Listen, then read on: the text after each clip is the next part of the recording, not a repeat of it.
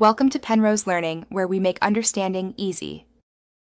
You already have essentials. Now take the first actionable steps. Pick a language and runtime that match your goal, then install one editor and the package manager. Create a project folder, initialize a Git repo, and write a concise README describing purpose and usage. Next, scaffold a minimal file with a clear entry point, add comments for intent. Commit this initial state so you can revert. Once done, run a simple hello world to confirm the toolchain works. You now build the program's core by decomposing the task into modules or functions and defining clear interfaces for each piece. Start with tests that codify expected behaviors, write a failing test, and then implement the minimal code to satisfy it. Run small iterations. Implement one function, run tests, refactor for clarity.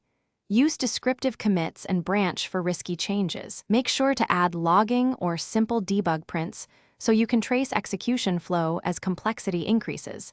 This saves time later. You're at finalization. Harden the code with validation, error handling, and documentation so others can run it. Create build and deployment scripts or a CI job to automate releases. Tag a stable version. Run end-to-end checks and performance tests, then package artifacts. If something breaks, reproduce the failure consistently, minimize the case, and bisect recent changes to find the regression. Check logs and run the failing test under a debug.